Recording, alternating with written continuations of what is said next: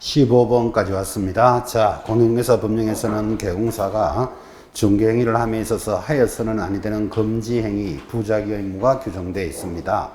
다음 중 개공사의 금지행위에 대한 내용으로 타당하지 않는 것은, 여러분 금지행위도 반드시 암기되어 있어야 될 단원입니다. 자, 타당하지 않는 것 답은 5번이죠. 개공사 갑이 매수인 을의 중개 의뢰를 받고 매도인 병과 매매계약 체결을 중개하려 하였으나 을이, 즉 매수자가 교통사고로 입원하는 바람에 을을 대리하여 병과 직접 계약을 체결하면 금지행위에 해당된다. X. 여러분 유심히 읽어보시면 쌍방 대리입니까? 한쪽만 대리했습니까? 한쪽 일방 대리는 금지가 아니죠. 자, 그래서 탈당하지 않는 것 답은 5번이 들어왔고, 자, 그 다음부터 단원들은 직기출 문제니까 중요합니다. 1번 직접 거래란 개공사가 의뢰인으로부터 의뢰를 받은 매매, 교환, 임대차 등과 같은 권리의 득실을 병행하는 행위의 직접 상대방이 되는 경우를 의미한다. 이런 소리죠. 매도자가 우리 아파트 팔아주세요 하니까 개공사가 딱 보니까 물건이 좋거든, 내가 살게, 이를 뭐라 부른다? 직접 거래라 합니다. 그때 2번 개공사가 미등기 전매행위, 자, 등기도 하지 않고 다시 파는 미등기 전매행위를 투기 조장이라고 기억하셔야 돼요. 투기를 조장하는 행위를 하였는데 설사 양도 차익을 남기지 못했다 하더라도 금지행위에 해당한다. 투기 조장 자체가 금지행위입니다. 3번 개공사에 대해서 직접 거래 규정을 적용하기 위해서는 먼저 개공사가 의뢰인으로부터 의뢰를 받았다는 점이 전제되어야 한다.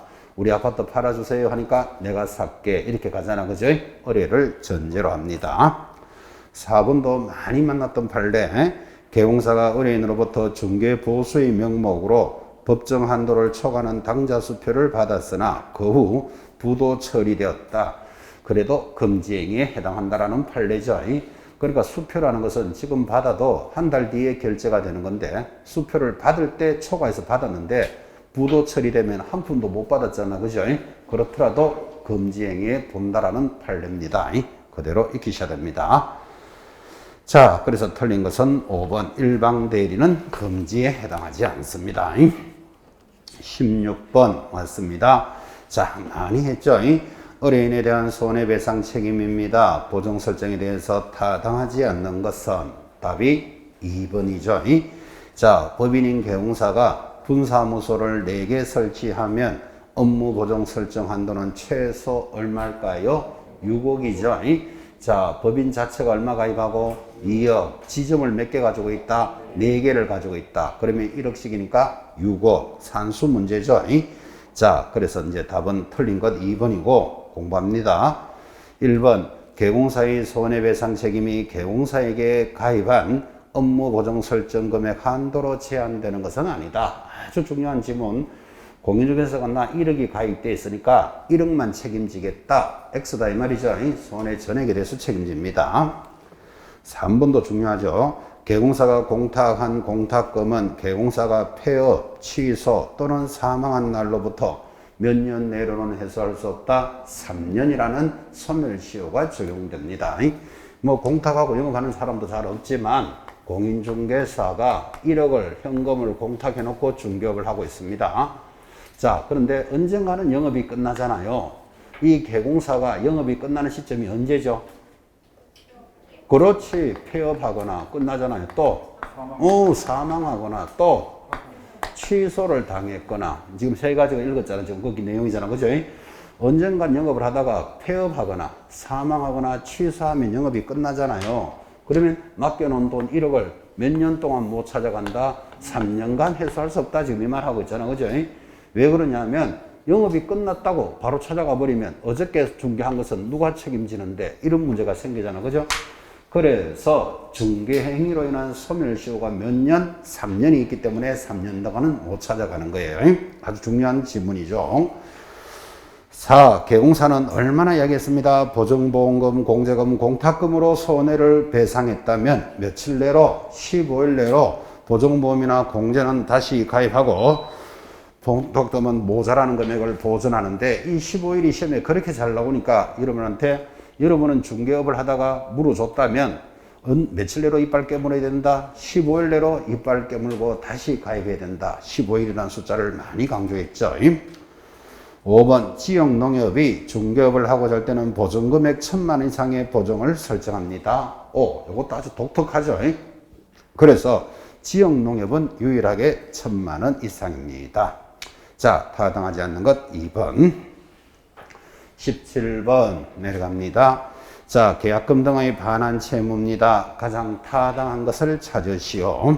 답이 4번인데 이 4번이 가장 기본 조문입니다. 그래서 여러분하고 내내 전달했지만 이 4번이 왜 타당한가 하면 개공사는 거래계약의 이행이 완료될 때까지 계약금 등을 개공사 자신의 명의로 금융기관에 예치하도록 당사자에게 권고하여야 한다 할 수 있다. 할 수 있다. 그래서 이 제도가 시험에 나왔다 하면 하여야 한다라고 그렇게 잘 드러낸다고요.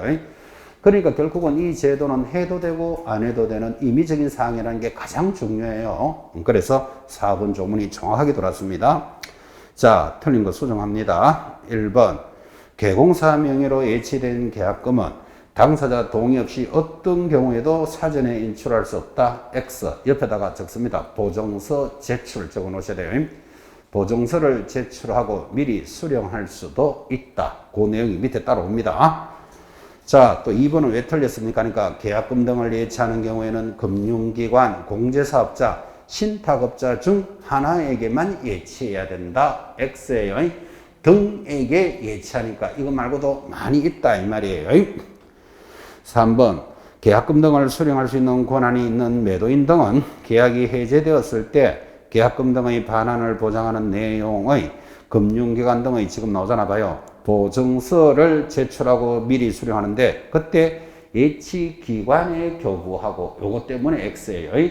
예치기관이 아니고 예치명의자에게 교부합니다. 딱 틀리게 물을 때가 정해져 있습니다. 예치기관이 아니고 예치명의자. 자, 그래서 틀렸고 5번 계약금 등을 금융기관 등에 예치하는 경우 소요되는 비용은 자, 계약금 등에 소요되는 비용은 누가 부담한다고요? 매수임차 권리를 취득하는 자, 매수자 대금을 보호하려고 이런 것들을 진행하고 있습니다. 항상 이 취득을 이런 식으로 이전하고 이렇게 틀리게 낼 수밖에 없다고. 그죠? 그래서 여러분 17번 문제는 이제 할 수 있다는 임의적인 사항이니까 지금 5개 질문을 벗어나서 절대로 출제 안 됩니다. 요거를 이제 이랬다 저랬다 약간 바꾸차는 거죠. 여러분들이 제일 어려운 게 계약금 등을 누구 이름으로 맡길 수 있느냐 하니까 법에 1. 개공사 이름으로 맡길 수 있고 2번 대통령 영의 정하는 자 이름으로 맡길 수 있는데 여기 대통령 영의 정하는 자가 양이 많다고요. 여기서 이제 문제가 나올 때가 제일 어려워요. 그래서 항상 어떻게 전달했는가 하면 맡기는 자가 누구라고요? 1. 개공사 2. 대통령령이 정하는 자가 있는데 이거를 기억하기 좋게 개, 공, 은, 신체를 보전해라. 들어봤는 것 같습니까? 그래서 대통령이 정한 자는 이렇게 기억을 하라고 이야기했습니다. 개, 공, 은, 신체 보전해라. 자, 공이 뭘까요? 공제사업자, 은행, 신탁업자, 채신관서, 채신관서는 우체국이죠. 보험회사, 저는 전문회사예요. 이제 이렇게 딱 들어오니까 작년 문제에서는 소공사 이름으로 맡길 수 있다. 이제 X 이렇게 들어오잖아요. 지금 거죠. 시험에서 법원 이름으로도 맡길 수 있다. 이렇게도 들어왔었어요. 이런 것들이 들어오면 이제 제일 어렵잖아. 그래서 여러분들은 맡길 수 있는 자를 어떻게 기억한다? 개, 공, 은, 신체 보전해라. 자꾸 이렇게 관리를 합니다. 요렇게 물을 때가 제일 어렵습니다. 그렇게 해서 예치를 할 수 있는 자 이름을 정해놓고 갑니다. 18번 완전히 쉬어가는 페이지죠. 거의 다 맞추셨겠지만 자, 게시해야 될 의무를 부과하고 있는데 해당 사항이 아닌 것은 자, 우리 게시하는 게 뭐라고 공부했습니까? 등수보자를 게시한다. 그래서 모의고사 치고 나면 내 점수를 보자 하면 게시되어 있습니다. 등수보자는 게시한다. 이렇게 따라가고 1. 등수보자 할 때 보가 뭐죠? 업무보정 설정 보 동그라미 2. 중개보수와 실비 수 동그라미 3. 개공사와 소공사의 자격증 원본 자 동그라미 4. 사무소 등록증 원본 등. 그래서 그것들이 등수보자 네 가지를 게시하는데 아닌 것 5번. 항상 이렇게 네 가지니까 실무교육 이수증 이런 게 탁 갖다 붙는다니까요.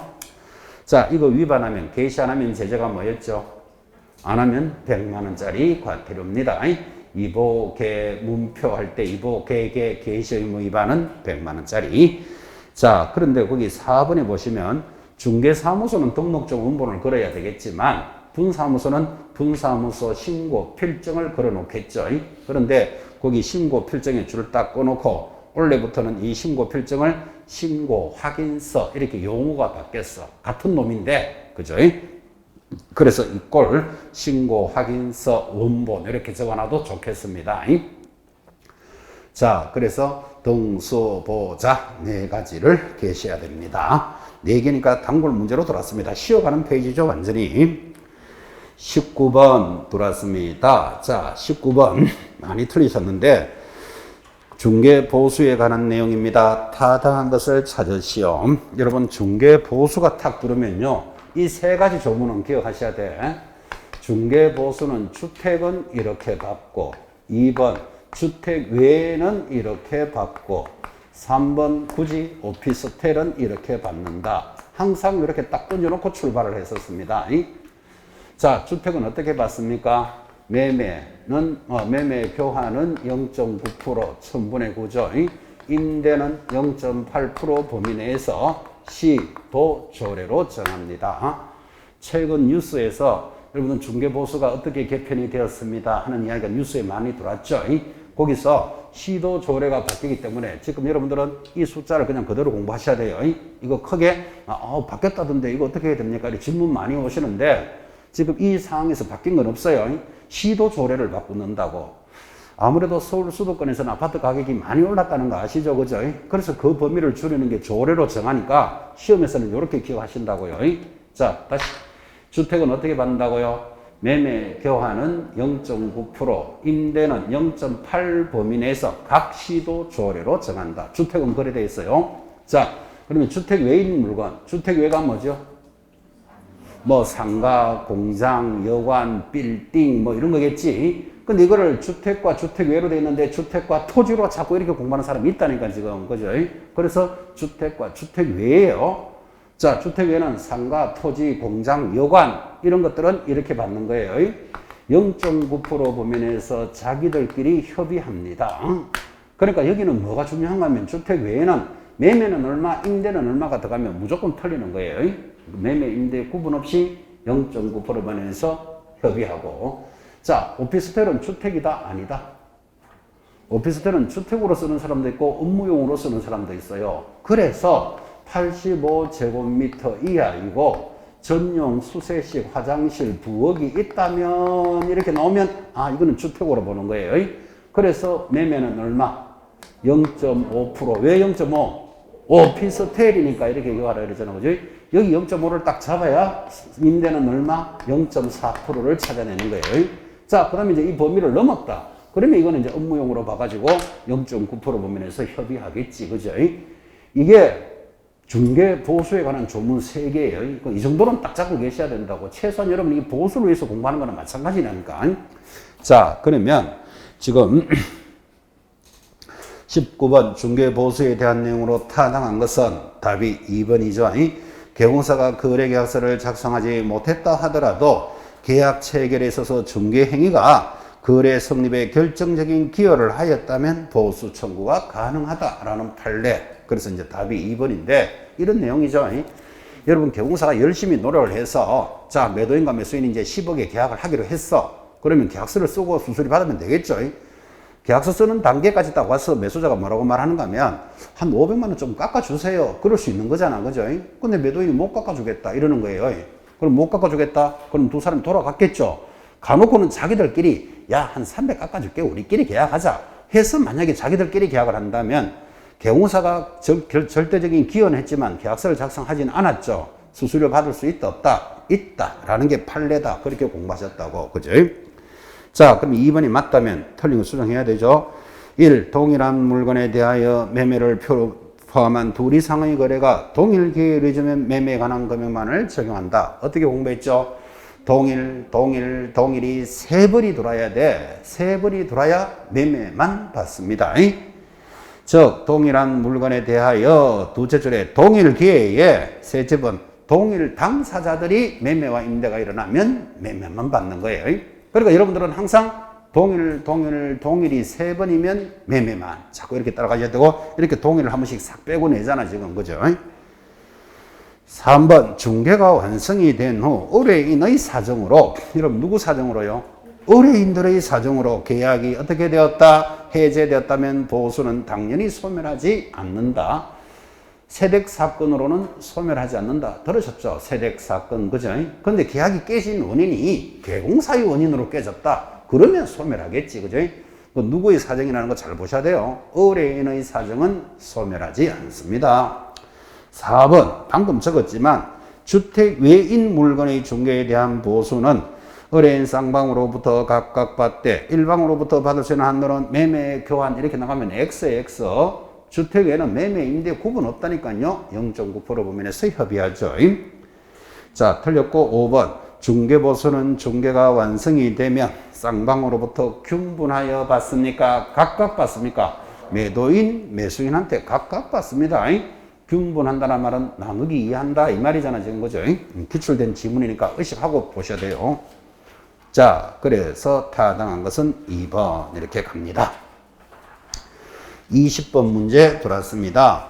자 우리 중개사법상 공인중개사에 대한 행정처분으로는 자격 취소, 자격 정지가 있습니다. 이것에 대해서 타당하지 않는 것 얼마나 중요한 단원이면 여러분 암기표 1번, 2번이 자격 취소, 자격 정지입니다. 그 정도로 암기표에도 제일 앞에 걸어놓고 공부하고 있는 단원인데 자 타당하지 않는 건 몇 번? 2번이죠. 자격 정지 처분 사유에 해당되는 경우 사무소를 관할하는 시도지사와 자격증을 교부한 시도지사가 만약에 서로 다르다면 사무소를 관할하는 시도지사가 정지나 취소를 내린다면 틀려요. 반드시 누가 한다? 교부한 시도지사가 하는 거예요. 그래서 이렇게 전달합니다. 여러분이 서울시장으로부터 자격증을 받았어. 그럼 교부한 사람이 서울시장이잖아. 그죠? 근데 자격증은 서울에서 받아놓고 경기도 용인에 가서 일할 수 있다 없다? 할 수 있지. 그러면 경기도지사는 사무소가 있는 시도지사잖아. 그죠? 그러면 사무소가 있는 곳에서 그 사람 위반을 하더라도 취소나 정지는 누가 한다? 교부한 사람만이 하는 게 법이에요. 아주 중요한 조문이니까 익혀 놓으셔야 됩니다. 이거는. 자, 그래서 틀린 게 2번으로 돌아서니까 공부합니다. 1번. 자격 취소를 받은 자 며칠 내로 7일 내로 반납하나 자격 정지는 자격증을 반납하지 않습니다. 기억하셔야 됩니다. 3번 형법에 위반하여 징역형의 선고를 받았다 하더라도 공인중개사 자격이 반드시 취소되는 것은 아니다. 맞다. 여러분 자격 취소 사유 노래 제목이 뭐죠? 양대로 부정을 징하게 하면 자격증 날아가요. 양대로 부정을 심하게 하면 날아가는데 그때 양대 부정 징 할 때 징이 이 법을 위반해서 징역받아야 돼. 그죠? 형법 위반이라 그랬잖아. 그죠? 그래서 X 4. 공인중개사 자격을 취소하고자 할 때는 청문을 하나 자격 정지를 할 때는 청문을 실시할 필요는 없다. 맞다. 그죠? 자, 청문은 왜 한다? 취소하기 전에 억울한 일이 없나? 이렇게 물어보는 게 청문이에요. 근데 업무 정리나 자격 정리는 청문할 필요 있다 없다? 없어요.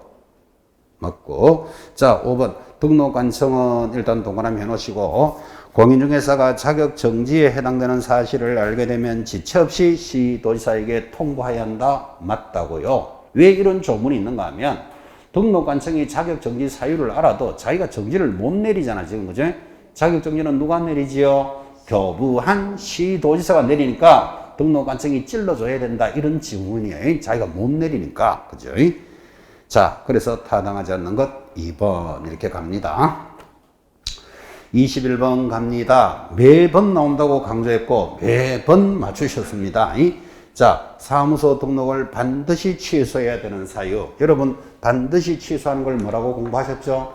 절대적 취소 사유는 시험에서 빠진 적이 한 번도 없다. 자, 그러면 절대적으로 취소시키려면 어떻게 기억하라고요? 결사적으로 어디 잡고 허리 잡고 사양 일정을 줘야 된다. 이거 얼마나 강조했습니다. 매년 시험에 나오니까.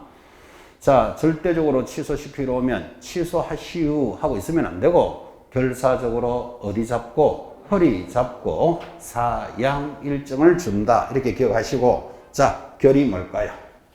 이제 결격 사유 이렇게 따라올 때 되겠죠. 결격 사유 절대적 취소됩니다. 사가 뭘까요? 사망하거나 해산하면 더 이상 일 못하니까 취소해야죠. 허 하면 자동으로 허위가 탁 보여야 되죠. 허위 딱 하면 거짓 같은 말이죠. 부정한 방법으로 등록을 하면 취소입니다. 리 이중소속입니다. 리를 왜 이중소속을 하는가 하면 북조선에서는 리중소속 그런다 그랬잖아. 그죠? 이중소속은 절대적 취소. 사 똑같은 사가 들어오니까 조심하셔야 돼요. 이중등록사무소예요.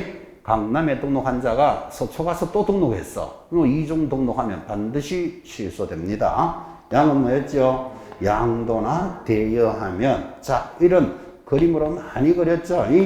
최근 1년 이내에 업무정지를 2번 받은 자가 다시 한 번 더 업무정지에 해당되면 절대적 취소니까 1년에 업무정지 몇 번 받으면 3번 받으면 아웃된다. 이렇게 기억하라 그랬잖아. 그죠? 정이 뭐예요? 정지 받은 자가 업무를 뻐적뻐적 행하면. 자, 절대적 취소는 해마다 시험에 나왔어요.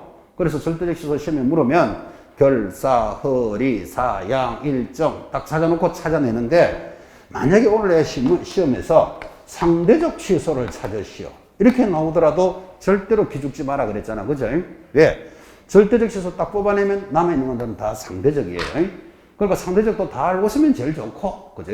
여러분은 공부할 때 송거정이 유기삼선을 합니다 하고 막 암기는 했지만, 다 알면 좋고, 절대적 취소만 알고 있으면 어쨌든 해결은 해냅니다. 이렇게 전달을 했고, 자, 21번.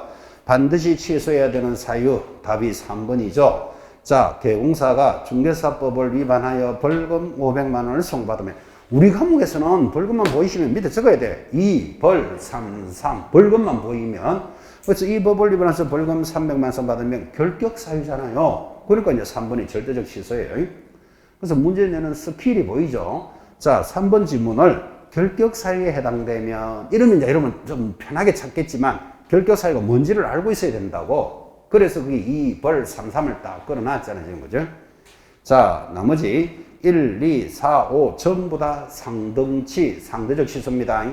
특히 1번은 지금 오늘 벌써 몇 번째 했어요? 거래계약서를 이중 작성 거짓 기재는 100% 나옵니다. 저하고 내기합시다 이랬어요. 제재가 뭐다? 상치. 앞에 지문에서도 흘러갔었죠.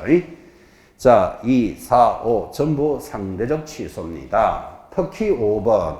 부칙 6조 개공사가 임시중개시설물을 설치합니다. 우리말로 하면 중개사무소에 있는 자가 텐트나 파라솔을 치고 영업한다. 이것도 상대적 취소예요. 그래서 그 5번 옆에다가 이 꼴 딱 해놓고 이중사무소 이 말하고 같은 말이에요. 그러니까 텐트나 파라솔을 치는 것도 임시시설물이지만 그거를 2개 사무소를 갖추고 있는 걸로 본다고. 같은 제재다 이 말이에요. 이중사무소 상치. 답은 3번이었습니다. 자, 22번 행정처분에 대한 내용인데 타당하지 않는 것을 찾으시오. 답이 3번이죠. 자, 폐업신고를 한 날로부터 다시 개설 등록한 날까지 1년을 초과하면 폐업신고 전의 위반 행위에 대해서 행정처분을 할 수는 없다. X. 답이 3번이 되는데, 자, 여러분 답 물어봅시다. 주목합니다. 제가 중개업을 하다가 뭔가를 위반했어. 중개업을 하다가 위반했어요. 자, 위반하면 뭐가 나온다? 취소나 정지가 나오겠지. 근데 내가 이 취소나 정지를 안 받으려고 먼저 폐업을 딱 내는 거예요. 자, 위반을 했는데 정지나 취소가 나오기 전에 먼저 폐업할 수 있다, 없다? 있다고 내 자유잖아요. 왜 폐업했죠? 취소나 정지를 안 받으려고. 이해하시겠죠? 안 받으려고 내가 먼저 폐업을 딱 던졌다니까요. 그리고 영 가버리면 되는데 조금 있다가 다시 재등록이 딱 들어온다고. 왜? 하던 일은 맞아야 수수료 받을 거니까. 자, 그럼 재등록이 들어오면 하던 일을 그대로 계속하게 해준다. 그러면 취소나 정지받은 일이 해당이 안 된다면 전부 다 적발되면 뭐하고 폐업 내버리고 좀 쉬었다가 옆에 동네 새로 하지. 이런 문제가 생기잖아요. 그래서 우리 법에서는 재등록을 하면 폐업 전에 위반한 것을 성계한다 법을 이렇게 딱 만들어 놨다고. 그럼 성계를 한다는 말은 이 사람이 다시 딱 들어오면 당신은 취소할 일이 있었죠. 취소를 시키고 정지받을 일이 있었지. 정지를 시키겠다. 우리는 이를 뭐라 부른다? 행정처분을 성계합니다. 이렇게 하는 게 합리적이잖아. 그죠? 더 중요한 말이 있다고 그랬죠. 근데 취소는 몇 년이 지나면 안 해? 3년이 지나면 안 해요. 3년 동안 일 안 했다면 어차피 취소돼도 3년만 지나면 할 수 있으니까 굳이 3년이 지나면 취소할 필요 없다. 업무 정지는 아무리 길어도 6개월이잖아요. 근데 이건 도망갔다고 6개월이 아니고 1년이 지나면 안 한다. 이렇게 걸어놨다고. 이 부분이 중요합니다. 이렇게 많이 했었죠. 자, 그 다음에 이제 또 성계가 이런 걸 배우셨죠. 여기 1년 이내에 업무 정지 2번 받은 자 한 번 더 받으면 취소잖아요. 근데 이사가 업무 정지를 2번 받았어. 그러니까 위험해졌잖아. 이제 한 번 더 받으면 취소되잖아. 그죠? 스스로 뭐 폐업을 탁 낸다니까요. 폐업을 내고 옆에 동네 가가지고 다시 재등록하고 이 일을 한다면, 자, 정지 2번 받고 폐업 냈어요. 그리고 다시 다른 동네 가서 다시 재등록하고 영업하다가 다시 정지가 나왔어. 그럼 이 사람은 나 여기서는 한 번밖에 안 받았다. 이렇게 말하면 이게 성립이 안 되잖아. 그죠? 그래서 정지는 받은 날로부터 몇 년간 따라가 봐야 되겠다. 1년에 몇 번 하는 걸 따라가 봐야 되겠다라는 조문이 있다고요. 그래서 정지는 처분일로부터 1년인데 여기는 과태료도 들어가. 왜 그러냐면 자, 1년에 업무 정지 과태료를 2개 받은 자가 과태료 한 번 더 나오면 업무 정지 내려야 돼요. 그러니까 결국은 과태료도 1년에 몇 번 받는지를 성계하겠다라는 게 성계 두 그림이에요. 시험 칠 때까지 한 10번 더 그릴 겁니다. 이제 이 의식을 딱 하시고, 자, 이 문제 한번 봅시다. 자, 지금 22번에 타당하지 않는 것 3번. 폐업을 한 날로부터 다시 개설 등록한 날까지 1년을 초과하면 폐업 신고 전에 위반 행위에 대해서 행정처분을 할 수 없다 하면 틀리고, 3년이 지나야지 아무것도 안 하잖아. 지금 업무 정지는 1년, 정지, 취소는 3년이니까, 그지? 1년이 초과하면 뭐는 내릴 수 있다? 취소는 할 수 있잖아요. 그러니까 이제 3번 지문이 틀린 거다. 이 말이에요. 자, 그러면 3번에 여러분 세째 줄에 행정처분을 할 수 없다 할 때 행정처분의 줄을 딱 꺼놓고 앞으로 행정처분이 들어오면 자동으로 나오는 말이 취소와 정지가 붙어 있어야 돼. 거기에. 그래야 해석이 된다고요. 1년 동안 공부를 하고도 행정처분이 뭡니까 하면 두무실하게 그냥 행정처분하고 혼자 막연히 생각한다니까요. 그러니까 해결이 안 된다니까 자꾸. 자, 이 시간에 기억해요. 행정처분 하면 뭐가 생각난다? 취소와 정지. 그게 저절로 붙어 있어야 돼요. 아프가니스탄 하면 뭐가 생각납니까? 탈레반 이래 생각하듯이. 그죠? 아따 별 이야기 다 하네 진짜. 그죠? 아프가니스탄 하면 탈레반이 생각나듯이 행정처분 하면 뭐 정지나 취소가 생각나야 돼. 자, 그러면 다시 한번 읽읍시다. 3번. 폐업 신고를 한 날로부터 다시 개설 등록한 날까지 기간이 1년을 초과하면 폐업 신고 전에 위반 행위에 대해서 정지나 취소를 할 수 없다. 틀렸잖아요. 취소는 몇 년? 3년이 지나야 안 하잖아 지금. 그죠? 그래서 3번이 답이 되는 거예요. 자, 공부합시다. 1번. 폐업 신고 전의 위반 행위를 원인으로 하여 재등록한 개공사에게 등록 취소를 할 때는 등록 취소 처분을 받은 날로부터 주담급시다. 3년에서 폐업 기간을 공제한 기간이 결격 기간입니다. 자, 이 말입니다. 여기 한번 물어봅시다. 자, 여기 이제 이 사람이 위반을 했어. 위반 사유가 취소되는 사유예요. 근데 이거 취소 안 받으려고 자기가 폐업을 탁 내버렸다니까. 그리고는 다시 대등록이 딱 들어왔어요. 그러면 취소는 몇 년이 지나면 안 한다고요? 3년이 지나면 안 하는데 폐업을 하고 이 사람 1년 만에 왔대. 1년 만에 재등록이 딱 들어오면 이 사람은 몇 년 동안 중개업을 못 할까요? 원래 몇 년이 지나야 된다? 3년이 지나면 성계 안 하잖아요. 근데 이 사람 몇 년 만에 왔다고요? 1년 만에 왔어. 그러면 3년에서 폐업 기간을 공제하고 남은 기간 얼마? 2년 동안은 결격 사유다. 이 이야기 하는 거예요. 3년에서 뭐를 공제한다? 폐업 기간을 공제. 결국은 3년 동안 일 못하게 한다. 이 뜻이에요, 지금 이게. 한 번 더. 이 사람이 폐업을 하고 2년 만에 들어왔어요. 그럼 이 사람은 몇 년 동안 결격 사유일까요? 그렇지. 3년에서 폐업 기간을 공제하면 1년간은 결격 사유예요. 동의하시겠습니까? 자, 다시 폐업을 하고 4년 만에 들어왔어요, 이 사람이. 그럼 이 사람은 얼마 동안 결격일까요? 해당 사항 없지. 3년에서 폐업 기간 공제하면 지나갔잖아. 3년 지났잖아. 그죠? 그래서 아까 1번 문제 그게 있었잖아요. 자기가 2년 폐업하고 취소되고 2년이 지났다. 합의 4년 지났잖아. 그죠? 그러면 더 이상 취소할 게 없잖아, 지금. 되겠습니까? 3년에서 폐업 기간을 공지한다라는 표현은 그겁니다. 자, 2번도 폐업 신고 전의 위반 행위에 대한 행정 처분이 자, 업무 정지에 해당되면 폐업 기간이 얼마? 3년을 초과한 경우에는 행정 처분을 할 수 없다. 자, 3년이 지났으면 이제는 업무 정지고 폐업 취소가 다 끝났잖아, 지금. 그죠? 5. 4번. 폐업 신고 전의 개공사에 대해서 중개사법을 위반하여 행정처분과 거기에 4번의 행정처분 동그라미, 과태료 처분 동그라미 요 두 개는 밑에 줄 것입니다. 처분일로부터 1년간 선계합니다. 이거죠. 자, 정지와 과태료는 처분받은 날로부터 1년 동안에 몇 번 하는가를 보겠다고. 그죠? 근데 이거 시험에 나올 때마다, 그죠? 폐업한 날로부터 1년이라고 시험에 그렇게 잘 내요. 옆에다가 폐업일 X 딱 적어 놓으셔야 돼요. 처분받은 날로부터 1년간 선계합니다. 5번. 폐업 후에 재등록 개공사에 대해서 폐업 신고 전의 위반 행위에 대해서 행정처분을 할 수 있다. 이 말이 선계할 수 있다. 이 뜻이에요. 자, 그래서 이제 3번 타당하지 않는 것. 23번 교육에 관한 문제입니다. 자, 23번 교육도 참 많이 했습니다. 교육에 관한 문제로서 타당한 것은 답이 2번이죠. 자, 중개보조원은 시도지사 또는 누가 실시하는 등록관청이 실시하는 무슨 교육을? 직무교육을 몇 시간 받는다? 3에서 4시간. 자, 여기서 많은 걸 요구하죠. 자, 직무교육은 누구와 대상입니까? 중개보조원. 누가 실시합니까? 시도지사 또는 등록관청. 모든 교육은 시도지사인데 여기 직무교육만 등록관청부터 가는 거예요. 3, 4시간 하는 걸 시도지사님께서 안 오셔도 된다 이 뜻이에요, 지금.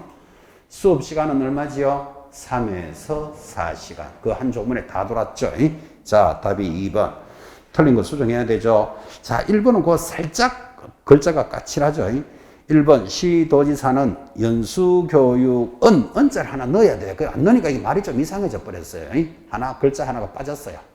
자, 다시 시도지사는 연수교육은 실무교육을 위한 개공사가 및 소공사가 몇 년마다 실시한다? 2년마다 실시한다. 일단은 틀렸죠. 1번은 뭐 글자가 빠져서 틀렸긴 어쨌거나 표현이 좀 안 매끄럽죠. 자, 다 정리해서 연수교육은 몇 년마다 실시합니까? 2년마다. 얼마 만에 통지해 줍니까? 2개월 전에. 그래서 연수교육은 뭐 하고 논다? 2자 하고만 놉니다. 이렇게 공부했어요. 그거 지금 3자 돌아서니까 틀렸잖아요. 3번 분사무소 소속 공인중개사가 되고자 하는 자 중개업무를 수행해서 실무교육 수료할 필요는 없다. X 소공사도 실무교육 받아야 돼요. 중개업을 하는 사람들은 모두 다 실무교육 받아야 됩니다. 다시 실무교육 받는 사람 누구라고요? 중개업을 하는 사람들. 자, 중개업을 한 사람이 첫째 누구예요? 개공사. 두 번째 소공사 중개업을 하잖아요. 세 번째 법인의 사원 임원. 네 번째 분사무소 책임자. 이 사람들이 중개업을 하는 자예요. 하나가 더 있는데 요 중개보조원은 여기 없잖아요. 왜 없죠? 중개보조원은 직무교육을 받기 때문에. 그죠? 그 중개업을 한 사람이 5사람이에요. 여러분, 우리 중개사법에서 돌아다니는 사람이 5명이 계속 돈다고. 그죠? 중개업을 누가 하는지도 모르고 있으면 안 돼요. 이렇게 공부했잖아요. 여러분이 열심히 공부해서 자격증을 따면 자격증만 가지고는 중개업을 못 한다 그랬잖아요. 중개업을 하려면 어떻게 해야 된다? 등록을 해야 된다고. 그럼 등록한 자를 뭐라 부른다? 개공사, 개업 공인중개사라 부른다고. 되겠죠? 그래서 개업 공인사 중개업을 하는 자잖아요. 그 다음 소공사, 그 다음에 법인의 사원, 임원, 분사무소 책임자, 지점장입니다. 5번째 중개보조원이 있는데 중개보조원은 실무교육 안 받아. 왜 안 받아? 방금 했던 직무교육을 받아야 되니까. 그죠? 자, 4번 국토장관은 실무교육의 전국적인 균형 유지를 위해서 실무교육 지침을 마련하여 시행할 수 있다. 그러니까 이 교육을 시도지사가 시키니까 서울시장 오세훈이 하는 교육이 다르고 경기도지사 이재명이 하는 교육이 다를까봐 아예 국토장관은 전국적으로 똑같이 하라라고 실무교육 지침을 마련해 준다니까요. 그래서 교육 실시권자가 시도지사기 때문에 그래요. 각 시도가 다르게 하지 말라고 지침을 국토장관이 마련해 준다. 그런 취지. 자, 5번 공인중개사 자격증이 없는 일반인이 법인의 사원이나 임원이 되고자 하는 경우에는 실무교육을 수료하지 않아도 된다. X. 모든 사원, 임원은 실무교육을 이수할 것. 그렇게 공부하죠. 자, 24번 벌칙에 대해서는 반드시 단순 암기입니다. 암기하셔야 됩니다. 틀리는 것 답이 3번인데 이거 아주 조심하셔야 됩니다. 왜 틀리는가 하면 자, 3번 협회가 하고 들어오면 여러분 어떻게 공부했다? 500만 원짜리 과태료잖아요. 그 지금 뭐라고 해놨다? 벌금 때문에 틀리는 거예요. 요거 하나 조심하셔야 돼요. 과태료와 벌금은 하늘 땅만큼의 차이입니다. 하늘하고 땅만큼 차이. 근데 우리 보편적인 사람들은 그죠? 오늘 주차 위반해가지고 5만 원 벌금 받았다. 자꾸 이런 말을 한다고. 그게 사실 5만 원 벌금이 아니고 과태료인데 그래서 벌금과 과태료를 편안하게 생각하니까 자꾸 이게 훈련을 해야 된다니까요. 여러분 벌금 받으면요. 호적이 요즘은 호적은 아니지만 정가 올라갑니다. 뻘건 줄 거입니다. 호적에. 벌금 받으면 형벌은 세다니까요. 근데 과태료는 5만 원 내면 끝이에요. 그걸 준조세라 그래요. 자, 그래서 주차 위반해서 신호 위반해서 10만 원 벌금 받았다 이렇게 말하면 안 되고 10만 원짜리 과태료 냈다 이래야 되는 거예요. 과태료. 자, 그러면 협회는 받았다 하면 위반하면 얼마? 500만 원짜리 과태료예요. 자, 그래서 이제 3번이 틀렸다면 공부합니다. 1번 의뢰인과 직접 거래를 하면 우리 어떻게 공부했다? 3년 징역 3천만 원 이하의 벌금이니까 1,500만 원 벌금 받을 수도 있겠지. 요 정도의 부드러움은 가야 된다고요. 2번 부칙 6조 2항의 개공사가 이전 신고를 위반하면 자, 이보게 할 때 이전 신고 100만 원 이하의 과태료니까 30만 원 받을 수도 있겠지. 그죠? 요 정도의 부드러움. 4번 다른 사람에게 자기 성명을 사용하여 중개 업무를 하게 한 공인중개사인 개공사 다른 사람에게 자기 성명을 사용한 것을 양도대여라고 해요. 1년에 1,000만 원 이렇게 공부했잖아. 그죠? 그리고 500만 원 벌금 받을 수도 있겠지. 5번 등록을 하지도 아니하고 중개업을 하는 자 이를 무등록업자 우리 어떻게 공부했죠? 3년 이하의 징역 3천만 원 이하의 벌금 제일 센 놈이죠. 그리고 500만 원 받을 수도 벌금 받을 수도 있겠지. 자, 그래서 틀린 것 3번. 한 번은 훈련해야 될 문제였습니다.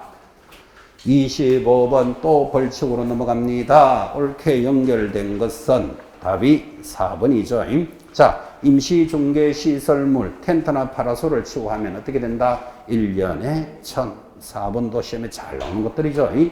수정해 봅시다. 1번 사무소 이전신고 위반 지금도 몇 번이나 나왔지만 얼마? 100만 원 이하의 과태료. 2번 협회가 하고 출발하면 얼마? 500만 원 이하의 과태료. 3번 공인중개사도 아닌 자가 공인중개사 얼마? 1년에 1,000. 5번 거짓 부정한 방법으로 등록을 했대요. 자, 무등록업자는 3년에 3,000인데 이게 거짓 등록업자는 무등록에 4천 형님쯤 되잖아요. 다른 사람 자격증을 자기 이름 또 붙여가 등록해 놨다니까 거짓 등록도 얼마? 3년에 3,000. 26번도 별표 문제입니다. 포상금 지급 사유에 해당되는데 해당되지 않는 것 답은 3번. 직접 거래는 3년에 3천에 해당되지만 포상 대상은 아닙니다. 자, 그러면 나머지들은 여러분 포상 대상에 대해서 어떻게 공부했습니까? 무, 거, 양 기억하셔야 됩니다. 그래서 포상금 대상은 무, 거, 양인데 무가 뭘까요? 무등록업자 고발하면 포상합니다. 사촌 형님 누구? 거짓 등록업자. 양은 증을 양도하거나 양은 양수 받은 자 빌려주고 빌려받으면 포상금 대상입니다. 자, 이렇게 무, 거, 양이 지금 나머지 지분에 해당되는 거고 직접거래만 빼면 자, 그런데 원래 도입됐기 때문에 원래 여러분한테 별표 문제인 거예요. 자, 공부도 했지만 여기 무, 거, 양에서 포상 대상이 추가됐어요. 누구? 개공사 아닌 자가 표시 광고를 하고 있으면 영업하고 있으면 포상 대상에 저 개공사도 아닌 자가 광고하고 있다. 포상 대상입니다. 고발하면. 그 다음 시세를 조작하거나 단체를 구성하거나 유도하거나 방해하는 행위 들어는 보셨죠? 자, 이거를 다른 말로는 거래 질서 교란 행위라 그래요. 이렇게 문제를 나올 수도 있어. 자, 그러니까 이렇게 묻겠지. 시세를 단체로 조성하여 이렇게 나오면 뭐 그나마도 다행인데 거래 질서 교란 행위도 포상 대상이다. 이것도 맞는 말이에요. 이 네 가지를 거래 질서를 교란하는 행위라 보고 있습니다. 이게 원래 추가됐다고, 포상 대상에. 그래서 지금 표시 딱 해놓으셔야 됩니다. 자, 그러면 이제 포상 대상이 추가됐다는 건 이제 됐고, 그 다음에 이제 제가 묻습니다. 이런 자들을 고발하면 포상금이 얼마입니까? 50만 원 대답하셔야 됩니다. 자, 근데 국고에서 얼마 보조합니까? 100분의 50, 50%를 국고에서 보조합니다. 그렇게까지는 잘 알면서 더 중요한 걸 놓쳐요.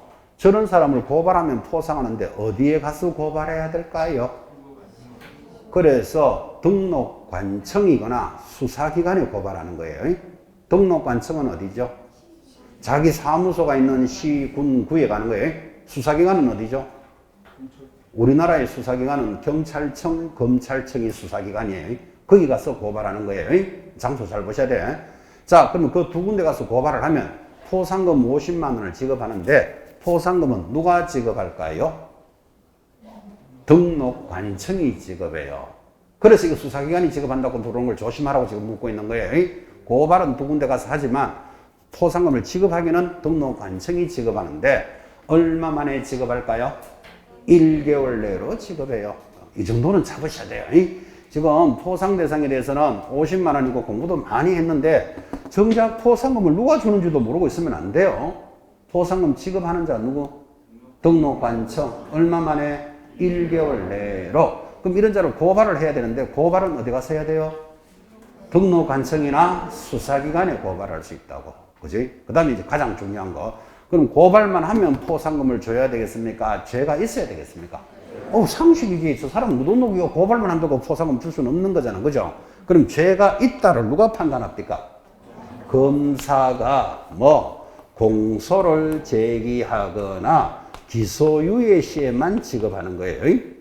자, 근데 검사가 조사를 해보니까 죄가 없네를 뭐라고 한다? 무혐의 지급할 필요가 없겠지. 그죠?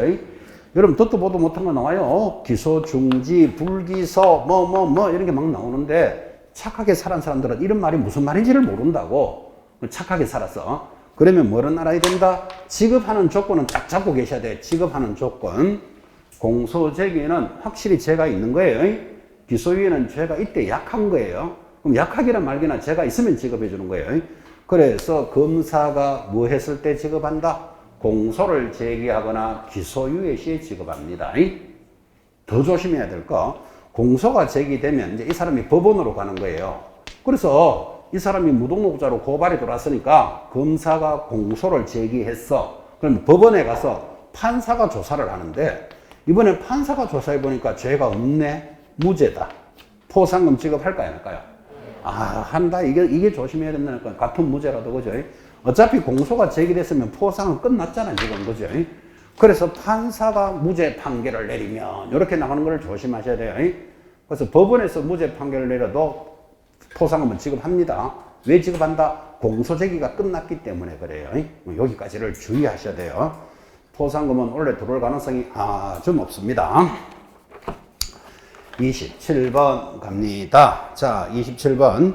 개공사 경매 업무를 하고자 할 때는 대법원 규칙에 따라야 하고 대법원 규칙에 따라 매수 신청 대리 등록을 하는데 타당하지 않는 것을 찾으시오.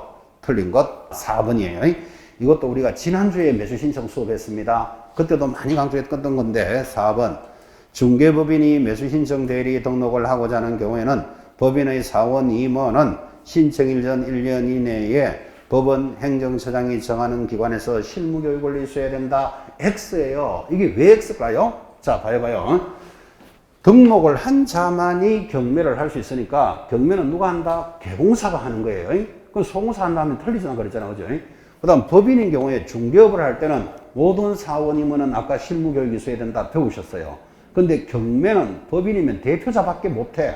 그러니까 거기에 법인의 실무교육이 받아야 한다. 이렇게 문제가 들어온다 그랬잖아 지금. 그죠? 그럼 이걸 어디서 봤기 때문에 이런 걸 당한다고요. 자, 법인의 사원 임원은 경매 실무 교육 받는다 안 받는다? 안 받아요. 왜 안 받아요? 법인인 경우는 대표자밖에 경매를 못 해요. 그래서 이걸 주의하시라고 많이 전달했죠. 자, 그러면 이제 틀린 게 4번 들어왔으니까 나머지는 공부하고 계셔야 됩니다. 1번 법인인 경우사 얼마 가입하고 2억, 분사무소마다 얼마 1억. 요 중개사법하고 똑같잖아 지금. 그죠?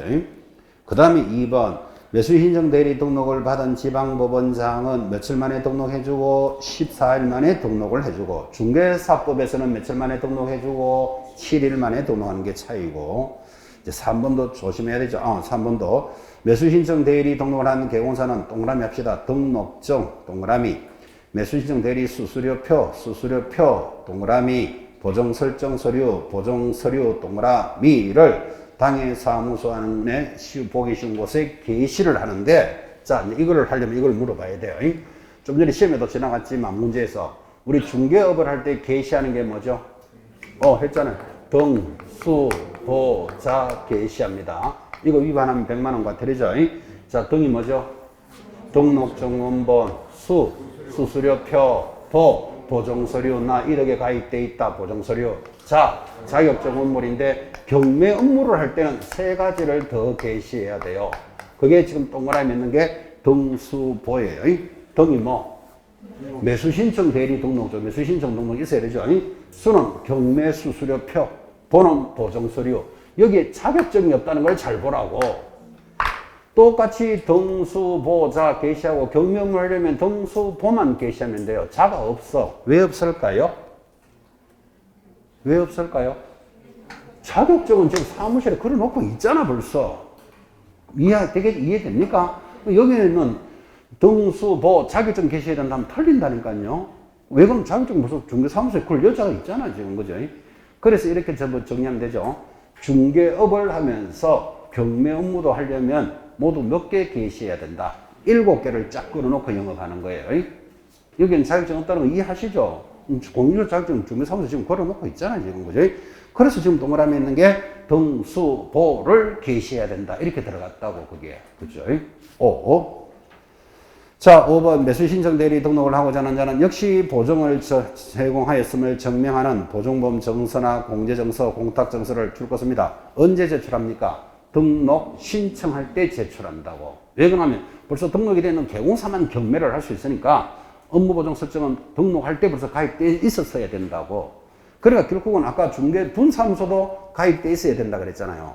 중개사무소는 등록될지 안 될지 모르니까 등록이 되고 업무 개시 전까지 가입하는 거예요.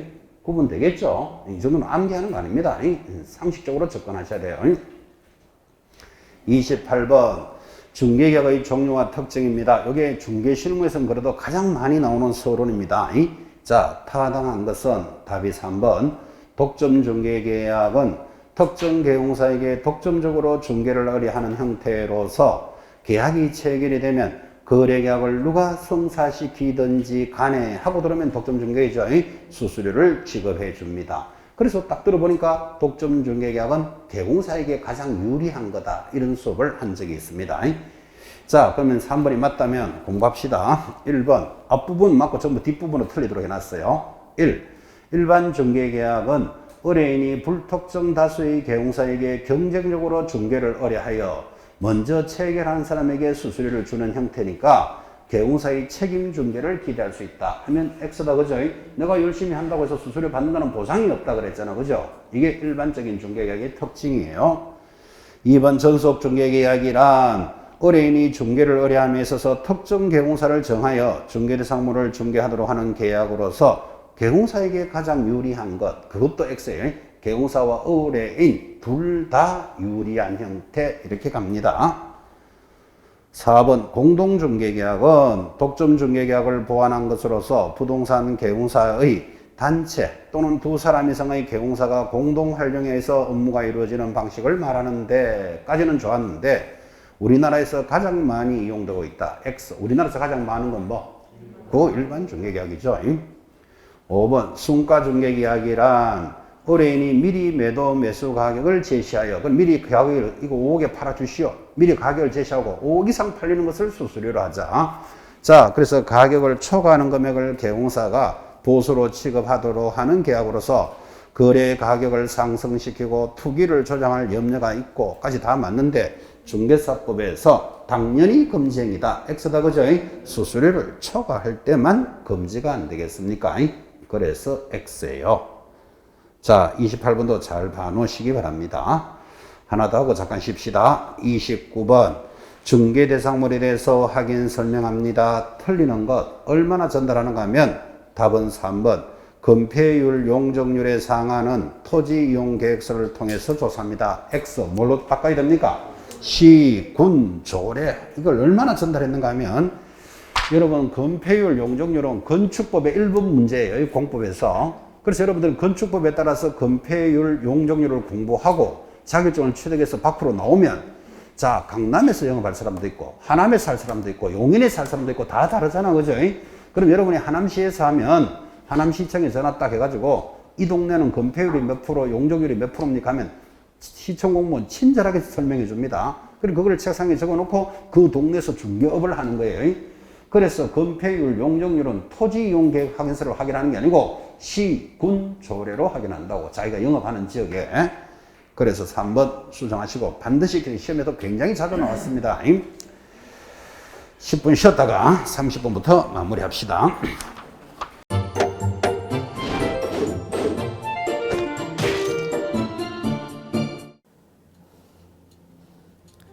안녕하세요. 부동산 공법을 강의하는 고상철입니다. 자, 제가 이번 시간에 말씀드릴 건 뭐냐면 공인중개사를 여러분이 공부하시다 보면은 여러 가지 자료들, 뭐 OX 문제라든지 어떤 요약된, 집약된 자료, 뭐 PPT 자료 이런 것들이 많은데 그 일일이 출력하다 보면 여러분들이 보관하고 하는데 불편함이 있어서 그런 것들을 좀 약간 또 해소도 하기 위해서 또 다른 사람들하고 커뮤니티도 뭐 할 수 있기 때문에 저희는 네이버 밴드라는 어플을 좀 활용할 건데요.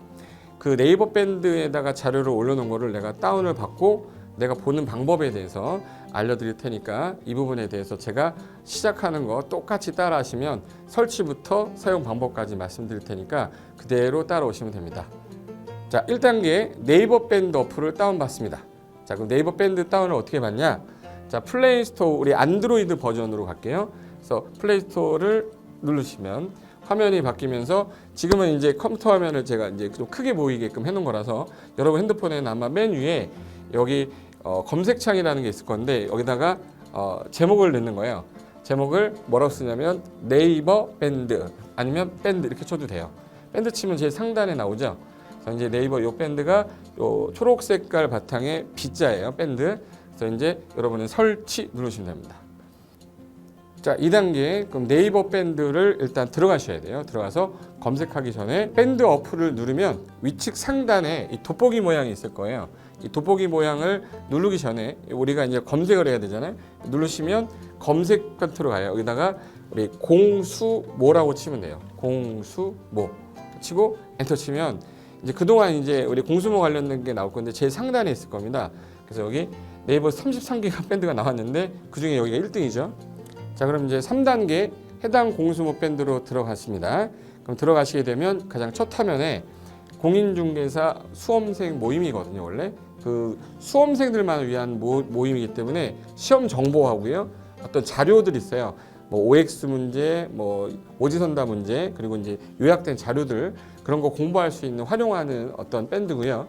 이 강의와 관련된 어떤 특강이 있다거나 할 때 공지사항 같은 거 그리고 지속적으로 교수님들께서 자료를 올려드릴 거기 때문에 요 관련된 자료 관련된 거 어떤 거 있는지 잠깐만 한번 보겠습니다.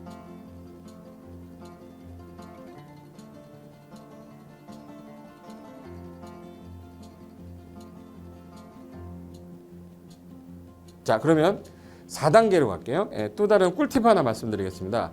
모바일 1일 학습이라는 건데 핸드폰으로도 내가 하루에 짬을 내는 시간, 예를 들어서 전철을 타거나 버스를 탄다거나 화장실을 간다거나 할 때 1일 그 공부 학습 방법을 알려드릴 건데요.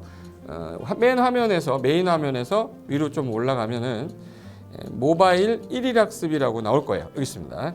모바일 1일 학습이라고 해서 시험 과목에 따른 문제가 나올 거예요. 그러면 여기를 올리시면은 여러분이 이제 그 시간 안에 이 문제에 대한 것을 읽어본 다음에 여기서 정답과 해설은 바로 보여지면 이거는 암기가 돼버리기 때문에 정답 해설은 맨 밑에 안 보이게 숨겨놨어요. 그래서 현재 밑으로 쭉 내리면 인지에 가서 쭉 내리면 요때 답이 나와요.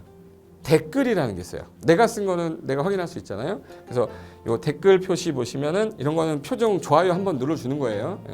그럼 여기서 내가 좋아요 그러면서 뭐 선생님 사랑해요 해도 되고 좋아요 이런 거 눌러주신 다음에 그 다음에 밑으로 가면 이제 댓글을 쓸 수 있어요. 그래서 정말 궁금한 부분에 대해서 댓글 남겨주시면 확인이 되는 경우에 바로 답글을 올릴 수 있게끔 실시간으로 할 수 있을 것 같습니다.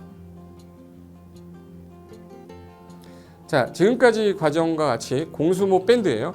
공인중개사 수험생 모임 밴드를 줄여서 우리 공수모 밴드라고 하는데 이렇게 가입하시면 여러 가지 자료들 업데이트되는 거 개정되는 부분 신속하게 받아들일 수 있기 때문에 아마 여러분 학습하는데 도움이 많이 될 겁니다. 그래서 꼭 가입하셔서 좋은 자료도 받고 매일매일 학습하시면서 도움 되셨으면 좋겠고요. 자, 여러분의 합격을 진심으로 기원하겠습니다.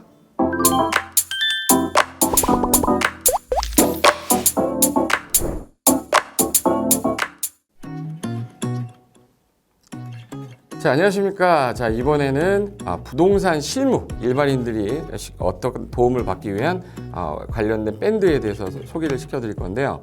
일단은 검색창에다가 365 부스라고 치시면 돼요. 365 부스인데 365일 부동산 스터디라는 밴드예요. 네이버 밴드인데 요 365 부동산 스터디라는 밴드 일단 클릭하시면 현재는 이제 4만 명 정도 되는 밴드인데요. 우리가 일반인들이 어떤 부동산 정보를 습득하는 데 있어서 이 정보를 얻기가 되게 쉽지가 않습니다. 내가 어딘가를 찾아본다고 해서 잘 찾을 수 있는 것도 아니고 어떤 전문가들이 하는 말들이 이 친밀성이 있는 건지 아닌지에 대해서도 우리가 잘 믿을 수가 없는 거기 때문에 그런 정보를 그래도 좀 손쉽게 찾아볼 수 있게끔 저희 이제 이 밴드에 구성된 전문가들이 정보를 좀 제공해 주는 거기 때문에 아마 유용하게 활용할 수 있을 거고요. 내가 부동산 중에 토지를 좀 알고 싶다 또는 상가를 좀 알고 싶다 또는 나는 내 집 마련을 위해서 청약이 좀 궁금하다.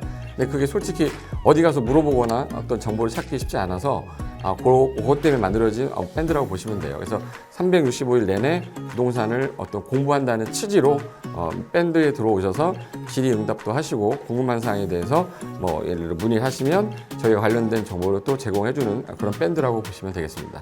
어떤 밴드냐면 한번 보시면은 지금 현재는 공지사항이 제일 먼저 나올 건데요.